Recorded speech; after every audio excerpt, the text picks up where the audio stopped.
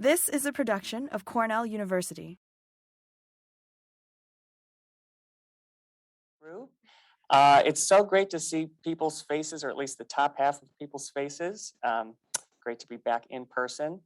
So I'm going to be talking about cider apples in America, starting from Plymouth all the way through the end of national prohibition.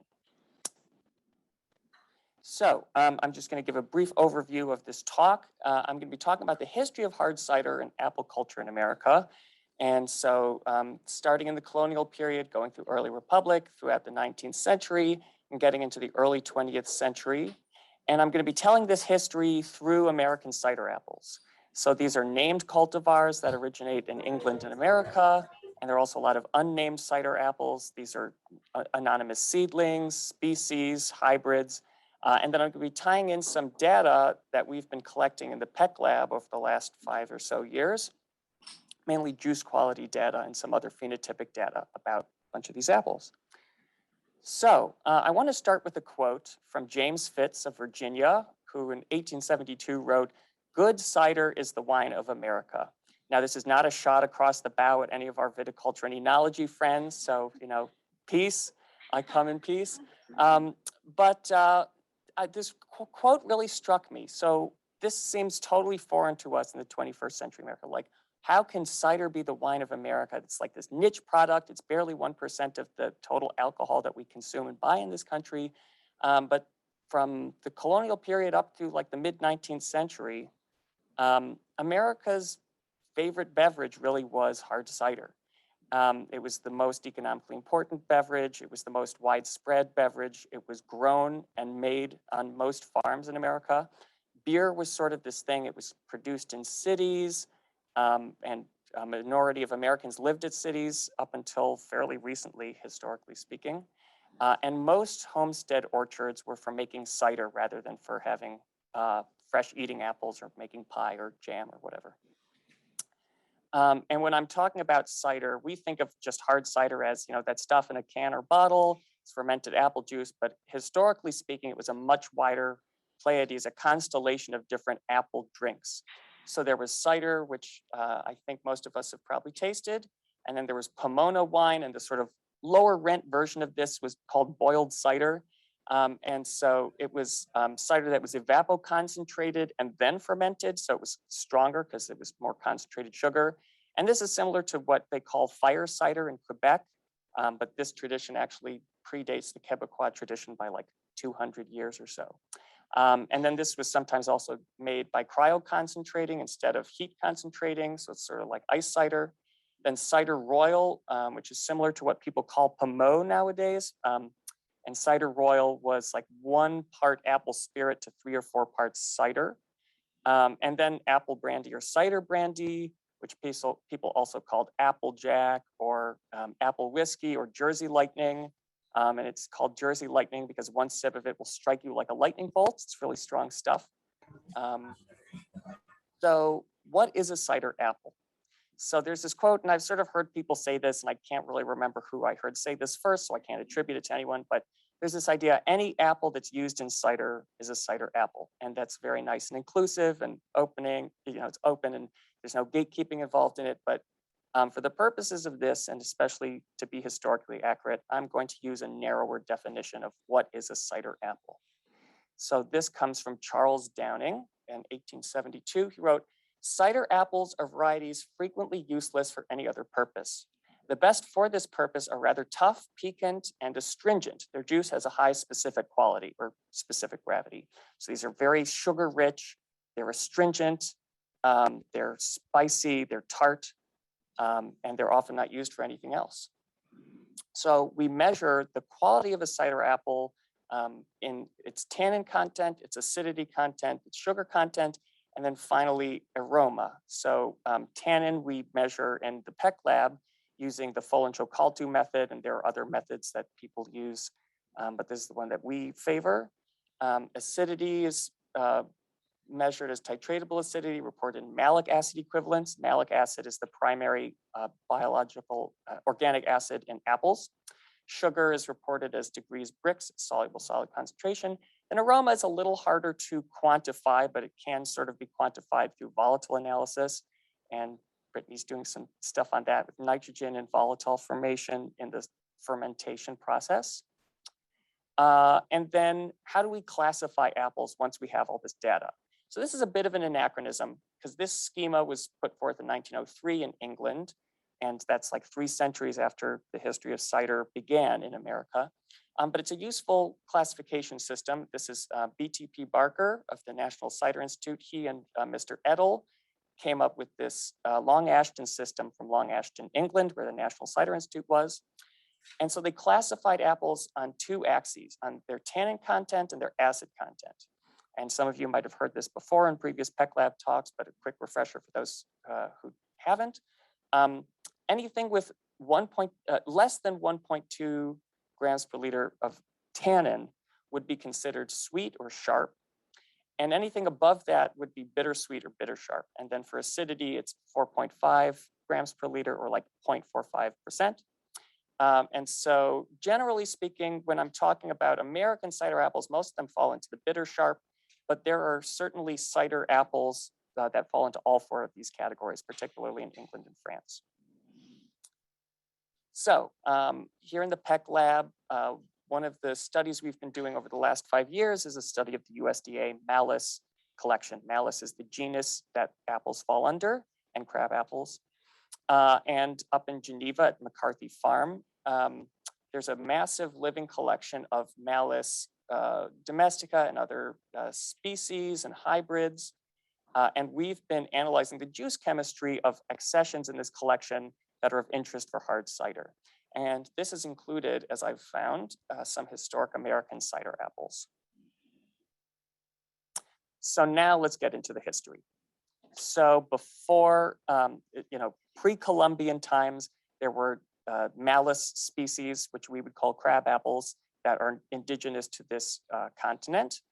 And Giacommo de Verrazzano, an Italian explorer, was sailing up the East Coast in 1523, and he observed that there were apples, and many other fruits, but they were all of a different kind from ours. And by ours, he means Europeans.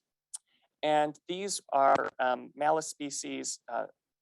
For those native to the East Coast, they're Malus coronaria, Malus floribunda, which is more sort of southern, southeastern, and Malus iensis is like sort of Midwestern, but its range also extends as far east.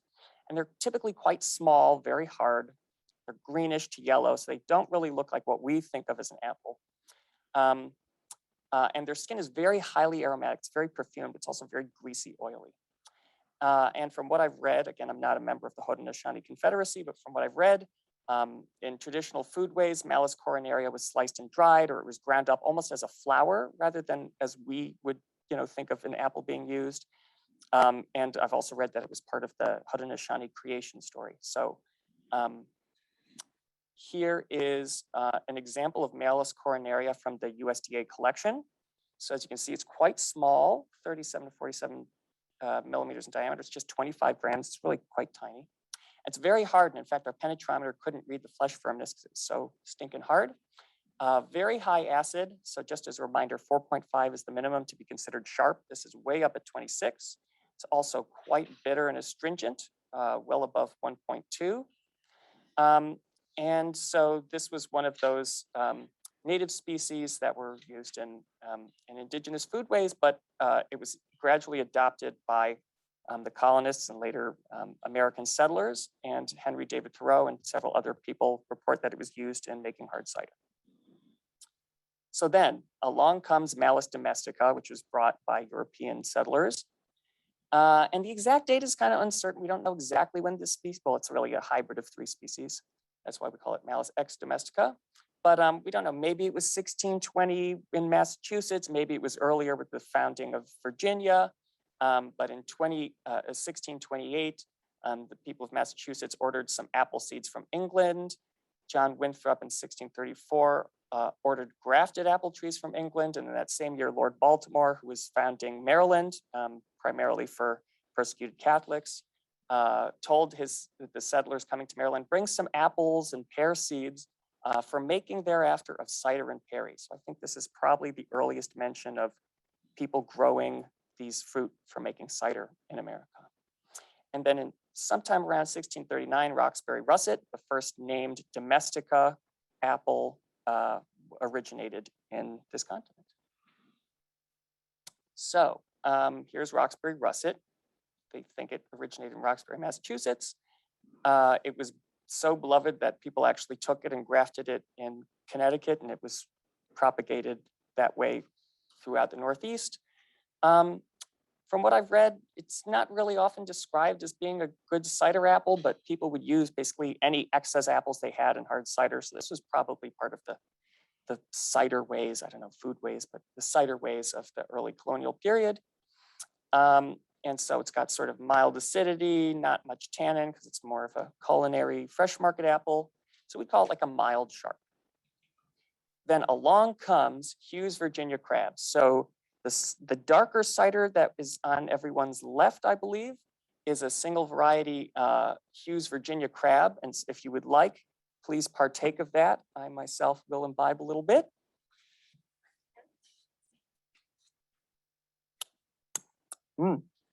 So this crab apple originated around 1717 in Virginia, wildly popular historically, quite beloved for making cider. And there are accounts and newspaper articles and nurseries and property records of entire orchards just planted with Hewes Virginia crab. And there were single variety ciders similar to the one that we're drinking right now that were sold throughout the 19th century. And they were sold by name. This is Hewes Virginia crab cider. And so it's pretty high in sugar, moderate acid, and fairly smooth tannins once it's really ripe and mellow. And we'd call this like an aromatic bitter sharp. Now, I would be remiss if I didn't take a moment to talk about the connection of Hewes in particular, but cider making in general with slavery in America. So at Monticello, Jefferson's Monticello, the North Orchard was planted in part with Hewes Virginia crab. And Darlene Hayes, just this past year, did some really wonderful research on enslaved couple George and Ursula Granger, who were the cider maker and cider bottler at Monticello for Mr. Jefferson. And so, you know, the cider industry and the cider scene, you know, we have to acknowledge the contributions of people who, you know, didn't choose to make the contributions to cider in America. And I found records of it growing as far south as Georgia, and it's being sold in nurseries as far west as Texas. And here is a lovely illustration of it by Elizabeth Cox McMurtry, who was the daughter of William Cox. And her illustrations have been really invaluable to pomologists as we're tracking down historic cider apples. And so William Cox, a great polymath, and I believe member of Congress from Pennsylvania, wrote a description of how people make cider out of these apples. It's very labor intensive to pick them because they're not very big. You can see a handful of them at the back of the room after this is done. And so he describes how people would mound and sweat, in other words, let them sort of ripen and concentrate a little bit. And they would lay them out on the floor of the cider house and make sure there was good airflow over them. So people really took care with this apple to make the best possible cider out of it as possible.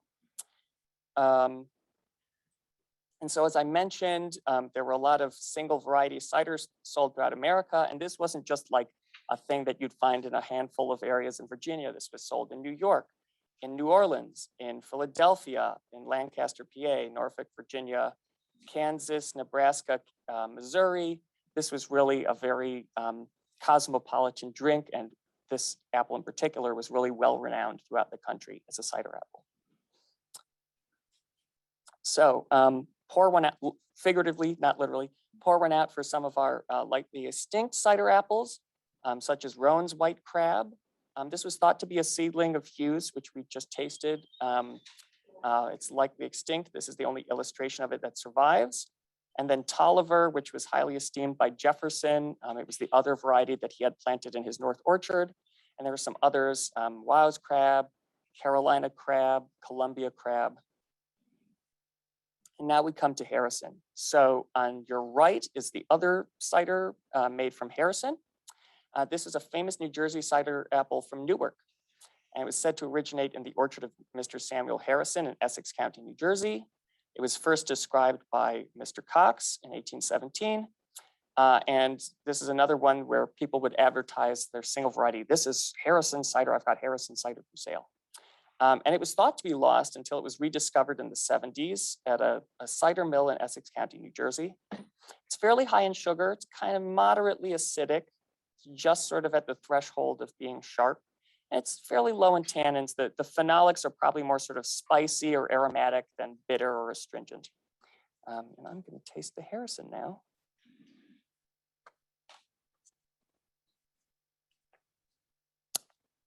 So definitely less chewy, less tannic, but also quite nice. And so here are some advertisements that I've found in old newspaper searches on Harrison cider. So again, this was sold in Georgia, Baltimore, North Carolina, Charleston, South Carolina. Again, very cosmopolitan drink. And here is some Harrison that we photographed in the Peck Lab from the USDA last year. And here's a watercolor from the USDA watercolor collection from 1899. I think that's a pretty good match. And we've got some Harrisons at the back of the room too, if you want to check them out. And so far I've been talking about American varieties, ones that germinated and originated here. But there were also a lot of English apples, cider apples that were brought over from England as grafted trees in early America. So I found some in a letter from Abraham Crocker, who was a pomologist from Somerset, England. And he was recommending to the American Academy of Arts and Sciences, here are some great English apples that you Americans in your newfangled country might enjoy. William Prince Sr., the Prince family had a very important nursery in Queens, Long Island, in the late 1700s and early 1800s. And then just by chance, I found an advertisement of an orchard for sale in Frog's Neck, which is now, I believe, the Bronx. And this person actually took the time to write out which varieties of cider apples they had in their orchard, which is just like, I totally nerded out when I found this. It was really, it's really an invaluable historical research. This is one of the only mentions of what apples people were growing at the time. So the English Hagley crab, white star, I'll talk more about all these in the next slide. So Hagley crab, this has been imported to the US. It actually survives and it's coming soon. Cockagee, this is just such a strange name. It's likely extinct, and it was described in the 1850s as perhaps the most harsh and austere apple known. So maybe that's why it went extinct, I don't know. And then Steyr, so there's Forest Steyr, White Steyr, Dean Steyr. It's sort of this catch-all for, I believe, Malus sylvestris, which is the West European crabapple. And it was often found in Gloucestershire in the Forest of Dean, and people would just take a cutting or a seedling and transplant it into their orchards. And then Foxwell, which was a very highly valued cider apple. And into the 20th century, people would still pay top dollar for the juice of this variety. There are a bunch of foxwhelps floating around. The one in the USDA, Greg has coined the term faux whelp because it's actually not any of the foxwhelps. We don't know what it is, but the true one has been imported by John Bunker in Maine. So that's exciting. And then there was some plant breeding going on even in the 1700s. Thomas Andrew Knight, an English pomologist, made this cross Siberian bittersweet. There were others, red streak, bittersweet, white sour, etc. So here are some beautiful engravings from Pomonas, which are these illustrated books of apples. And these were digitized thanks to the fine folks at our very own Mann Library. And these are, again, a really, really essential, very helpful resource to people who are trying to track down these historic apple varieties. So far I've been talking about named apples, but there was this vast food system of growing unnamed seedling apples throughout America. And so I'm going to do a brief digression on unnamed apples. So these were planted all over the continent. It was way easier to carry a bag of apple seeds than to carry a bag of apple trees on your shoulders when you were moving out west. And so often these trees, they'd be planted and they'd be intended as a rootstock or a stem builder. So the tree would get so big, and then once it was established, you'd graft something else on top of it, a named variety that you liked.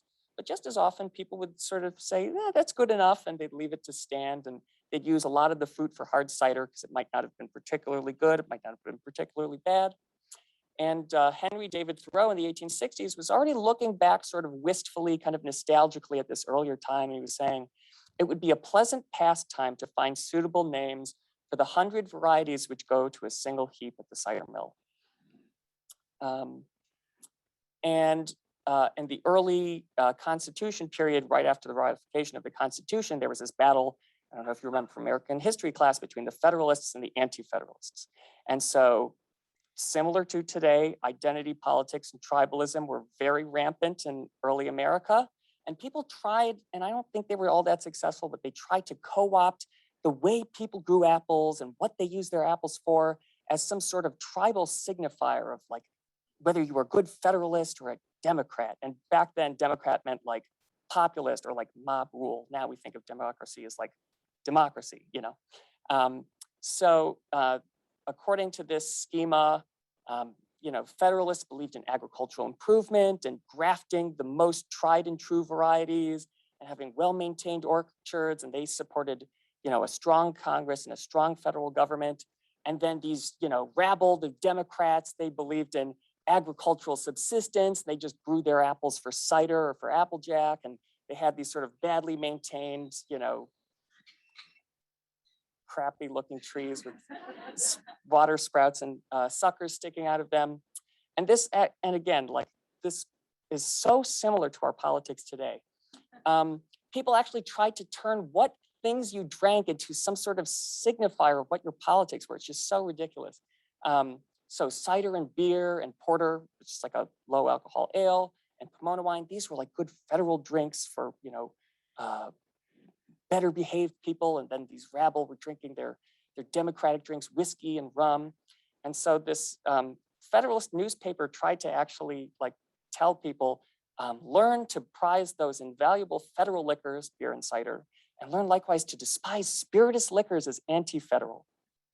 And this, of course, is complete nonsense, in case you hadn't guessed from my tone of voice. And so just take a look at Washington and Jefferson. So Washington was our first president under the federal constitution. He was pro-constitution, he was pro-federalism, and yet he was a distiller of brandy and whiskey and spoke quite highly of these spirituous liquors. And Jefferson, who was quite skeptical of the Constitution and I believe wasn't even present at the convention, if I'm remembering correctly, he was very anti-federal, certainly. He was the first anti-federalist president, essentially. He was an avid maker and drinker of cider and promoted cider as like a good alternative to spirituous liquors. And both of these men were avid practitioners of grafting and horticultural science. So, you know, anyone who tries to say that, you know, someone who doesn't agree with my politics doesn't believe in science, that's bogus. It was bogus then, it's bogus now. Anyway, just wanted to make that point. So then the war is over. The Constitution has been ratified by the states and westward expansion has resumed. So Dr. Benjamin Rush of Philadelphia was talking about how there was all this excess population in the cities and towns in the East Coast. And he said that excess population were like suckers on the tree of Eastern Pennsylvania. And for the health of the tree, the suckers needed to be removed, but instead of killing them, they needed to be transplanted west so that they could grow and they could thrive in their own soil. And so Illinois briefly had the nickname of the sucker state, and one Illinoisan said, "May this sucker ere long become a lofty and magnificent tree." And then most of you have probably heard of Johnny Appleseed. He was a real person named John Chapman, who was planting seedling nurseries in the Ohio River Valley. And so he was all part of this food system of planting seedling apples. And then as people were moving into the upper Midwest, they needed more cold hardy apples to survive the winters in Minnesota and Michigan and Illinois and Wisconsin. And so people became very interested in the Siberian crab, Malus baccata, and people started breeding apples using more cold hardy crab apples. And so that brings us back to more named cider cultivars. How am I doing on time? So here's Transcendent crab. It's an American seedling of the Siberian crab, and it was commended for crab apple wine by a lot of pomologists and nurserymen. It's sort of a bitter sharp. Here's Hislop crab, very similar, commended for crab apple wine, kind of a mild bitter sharp. And then the Soulard crab, we have some examples of this in the back of the room. This is sort of a catch-all for hybrids between the domesticated apple, Malus domestica, and E. ensis, which is the sort of Midwestern native species. And these are very similar to what I described earlier of the native species. They're sort of hard and green and yellow, very waxy, and they're very astringent, very harsh, but they're much bigger. So they're big for a crab, small for an apple. And so they've got sort of the wild characteristics of the native Malus species, but the size of the domestica. And so these were historically found throughout the Midwest because apples very readily cross-hybridize among species. And these were often used for top working just because they were so cold hardy. They'd make a good tree and then you graft something else on top later. And people also used them for preserves, crab apple wine, for cider. And there were some other crab hybrids that were mentioned, the apples of New York. So Matthews, we collected some fruit from this and pressed juice of it, and we tasted it last year. And let me tell you, it will strip the enamel right off of your teeth. It is unbelievably tart. I think it's the highest acidity of anything we've measured, and the tannins are probably among the highest we've measured on anything as well, 4.4 to 5. So you can see why people would use it for cider. It's definitely a real tannin bomb, as you might say. And then Mercer, this is kind of interesting. It's a triploid, either Malus coronaria or maybe Malus iensis from Mercer County, Illinois. And it's enormous. Its diameter is like 80 millimeters. Tannins and acidity are nothing to sneeze at either. So those are some other crab hybrids that people used historically. And then this is one of my favorites, Martha crab. So it's sort of a mild, bitter, sharp, and when it's ripe, it's actually very nice to snack on. The tannins are sort of very soft, kind of velvety. It's really just very tasty. It's kind of, again, like big for a crab apple, small for an apple. It's like a nice little snack size. And I've used it in my own cider making, and it's really lovely. And this was discovered by Peter Gideon. He was a pomologist and horticulturist in Minnesota, and he's probably most famous for breeding the apple wealthy. And so here's an engraving, I believe actually a photograph of Martha crab from the apples of New York, and it merited mention by them. And he thought that it was an offspring of Malus baccata, and I'd be interested to see what the parentage of it is. So I'm going to come back to this idea. Any apple used in cider is a cider apple. Well, I think we've cast that aside for at least for this afternoon. But that is actually sort of true for apple brandy. Any apple used in brandy really is a brandy apple. The character of an apple brandy comes through from barrel aging. It's so high proof that, trying to detect this particular note, it's a fool's errand. And so that was sort of reflected in how people made apple brandy. So in New Jersey, if there was a really windy year and a lot of apples fell off of the tree, they'd say, oh, it's going to be a great year for Applejack because those apples, they're fallen, they get bruised, they're not going to the fresh market. And so, a windfall we think of as like, some money, some unexpected good fortune, but it literally comes from apples or other fruit that have been knocked off the tree by the wind. And both of these can be true if you're an Applejack distiller. But so as time went on and people were moving away from cider as this sort of really, sort of the wine of America into just sort of this, high proof booze, people's attitude towards apples and to growing apples specifically for cider became much more sort of loose and less, I guess, artisanal, for lack of a better word. And so, the agricultural improvement movement was underway in the 19th century. People were grafting over their orchards to eating apples to export to England or to other parts of the country. And so P.C. Reynolds of Rochester, New York in 1865 wrote, there are but few old orchards in the country that do not contain some trees which are decidedly unprofitable.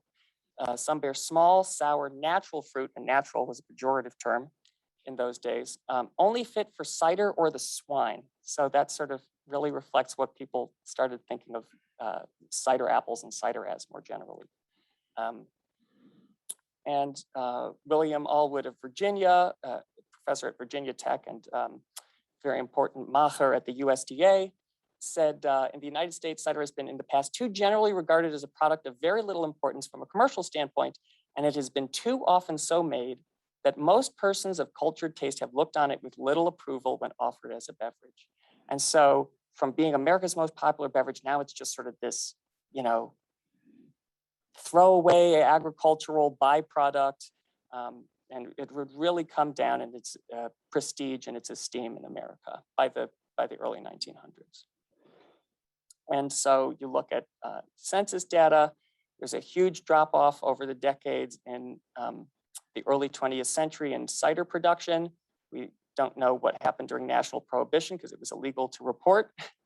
But what we do know is that during the Second World War, Applejack actually sort of regained popularity because grain liquor, it was harder to make it because all the grain was going to the war effort. But if it was sort of this mass-produced, industrial product, it might have sort of sowed the seeds of its own demise by just being kind of badly made. And again, the quality of apples for brandy isn't really that important. So that it's not just the decline of cider, it's the decline of cider apples as well going on. So as I said, hard cider had sort of become, from this sophisticated drink, it became sort of this backcountry thing that your grandpa on the farm used to make. And then demographics really changed. America urbanized. There was mass immigration from countries that didn't have a cider culture. The temperance movement and individual states started passing prohibition and anti-tavern laws. This all led to the decline of cider and cider apples in America. And then, what we think of as apple cider is this sweet, non-alcoholic stuff. Pasteurization got better, and so people had ways to keep their cider from going alcoholic. And so gradually, all this conspired for basically the demise of cider in America. So recently, there's been quite a renaissance of cider apples. There's been a cider revival of the last decade or so. And there has been some continuity with the historic tradition. So the fine folks at Albemarle Cider Works, for instance, are growing these historic varieties and trying to do things in a historic style. But I did a survey of the North American cider industry this year, and I spoke to or heard from 198 commercial cideries in the US and Canada. And what I found is that, first of all, the vast majority of fruit people are using is low tannin. So they're using, leftover cull apples from processing or from the fresh market. They're not growing these astringent cider apples the way people did historically. And then even among people who are growing these apples, it's still a minority of the apples they use for the most part. Only about 6% of people I spoke to said that it's the majority of their fruit. And then when I asked people what varieties they're growing, almost, all the top dozen that people mentioned, they're all from England, or there are one or two from France. Hewes Virginia Crab is the only American one to actually make it into the top dozen, which I found, I guess it's not surprising, but hopefully that state of affairs will change a little bit. And so in conclusion, I want to just point out for anyone who didn't know already, America has a rich cider history of its own. And we've had many fine cider apples arise here in our diverse climates. And there are actually some folks, including cider makers in the Cayuga Lake area, who have been doing seedling apple production in the sort of old style cider way. And I think that's a very venerable American tradition. And the industry today in the post-revival period, it's very heavily reliant on these European cultivars. And I love the European cultivars. I did my master's research on the European cultivars. They're wonderful, they make great cider. I'm not a gatekeeper by any means, but this comes with horticultural challenges and risks because these varieties came about in a much milder climate with different disease pressures. And so, that's something to keep in mind as we, as more people plant these varieties and as the cider industry grows.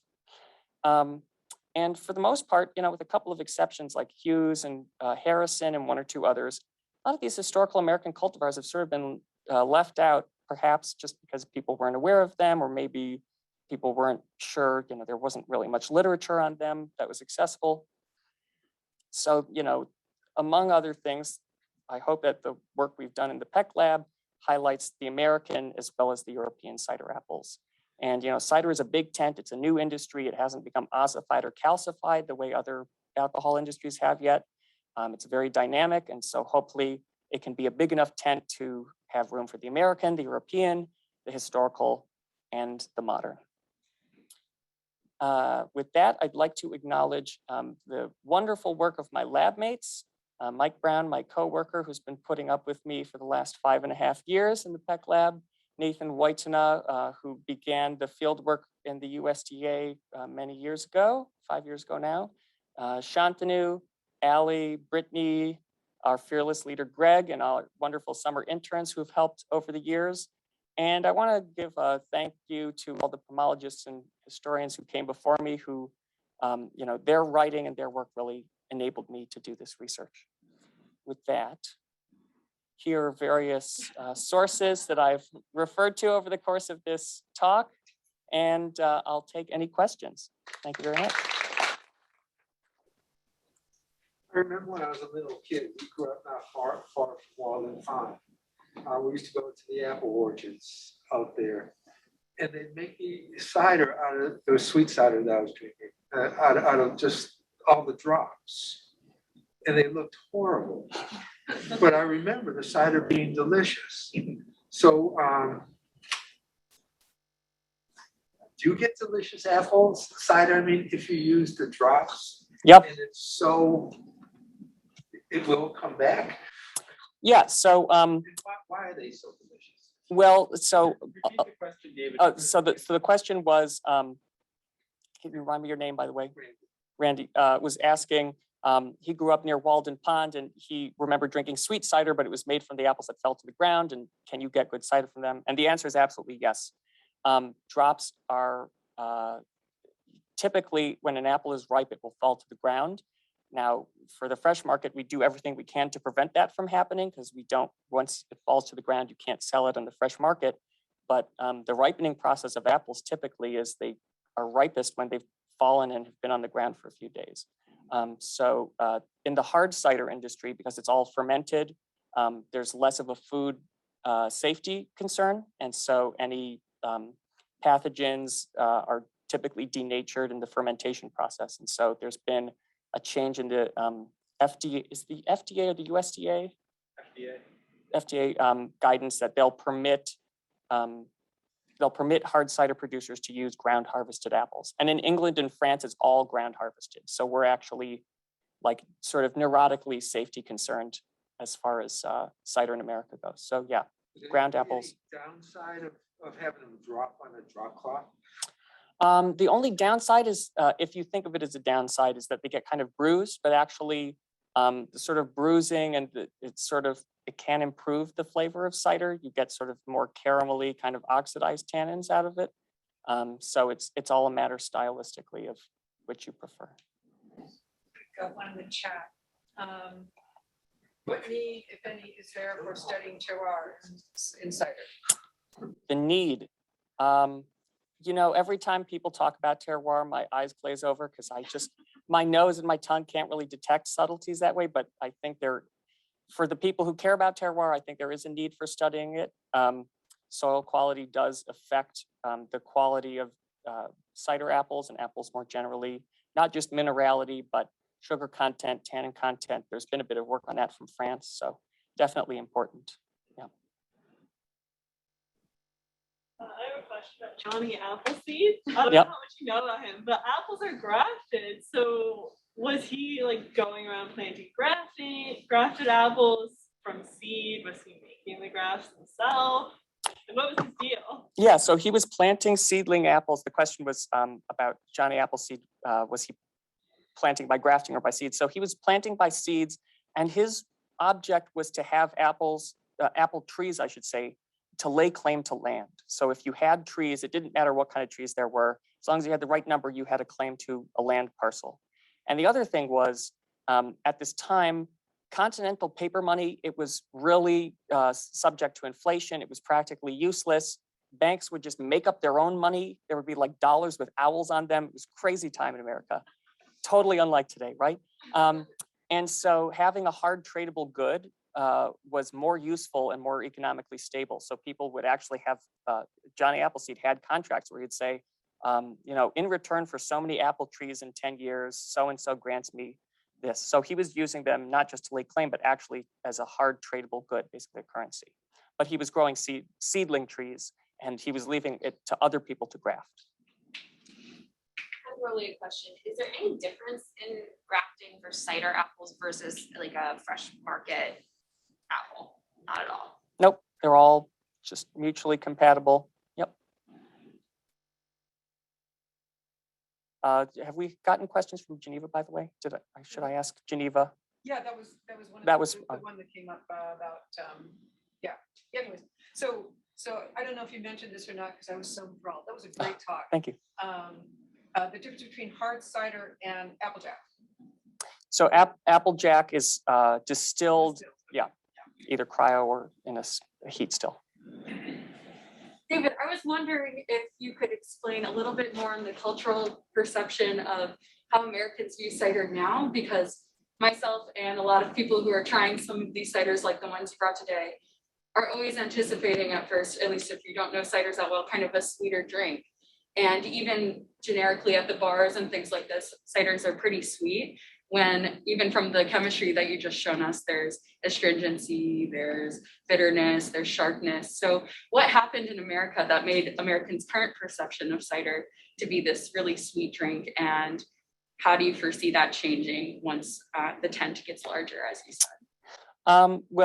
So the question was about why do we think of cider as so sweet when historically it's not quite. Well, first of all, historic cider was often fairly sweet. It would have some residual sugar. The reason I think is one, we lost continuity with the historic tradition. Two, most of the apples we have no tannin. Maybe someone's got a couple of crabapple trees as pollinizers in their orchard. And a lot of cider, this is sort of a dirty secret that people don't want to admit, a lot of it's made with apple juice concentrate from China or Poland. And so, and also, frankly, Americans are still addicted to sugar and sweetness. I don't want to be prescriptive in my tastes. I just don't like things that are particularly sweet. It's just me.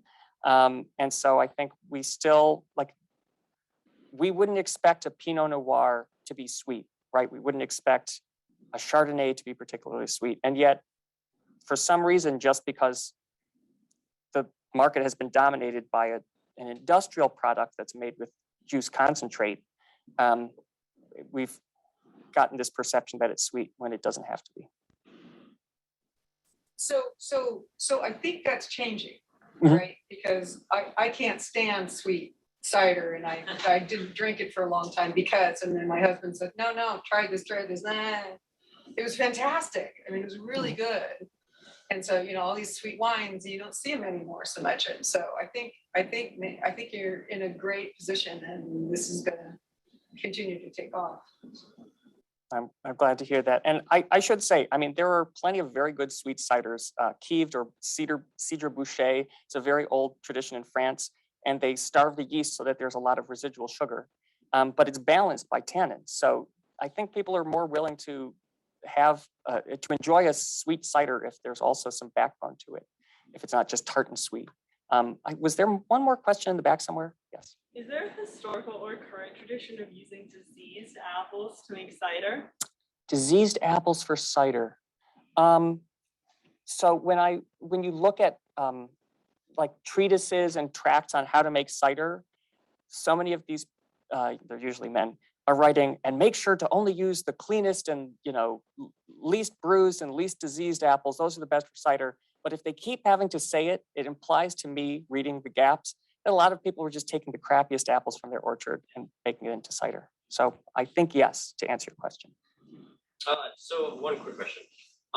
Do the European cultivars versus the American cultivars that are around, do they have different mean degree of polymerization? So the degrees of for the tannins. So 2 to 5, or these are 5 to 10. It's more of a chemistry based question here. Yeah, that is a great question. I think there was a little bit of metabolomic work done on 20 some cultivars from the I am not an HPLC guy. I would imagine I would imagine that there were plenty of highly polymerized tannins in some of the American cider apples, just the same as in Europe. And the monomeric, I'm totally blanking on the name of the monomeric phenolics. But anyway, yeah. Thank you. The epicatechins, catechins, they're very bitter. And the more polymerized, the longer chain you get, the more astringent, sort of velvety, chalky. I don't think there's that much of a difference in the European versus the American. I think it's more just tannin or no tannin has been really the big difference. Joseph. Thank you, Dave. Just wondering, do you have any information or studies from Peck Lab about the effect of ripening stage on the quality of hard cider? The effect of which stage? Sorry. Ripening stage. Ripening stage. As far as tannin goes, tannins are developed very early, and so there's not a strong correlation between tannin content and ripeness. The big difference is in acidity and sugar content because starch has to be hydrolyzed to sugar. But I would say not so much for tannin. For aromatics, I think yes. Any last questions, burning desires, queries, random thoughts? Yes. I want to defend Thomas Jefferson. So I want to defend Thomas Jefferson. Defend Thomas Because Jefferson. it wasn't that he was against the Constitution. He wanted to include the Bill of Rights. Yes, Bill of Rights. The Constitution. Yep. Thank you. Yes, that's very important. I nearly slandered and calumnied Thomas Jefferson, so thank you for defending him. With that, I think we're at time. Thank you all. You've been a lovely audience.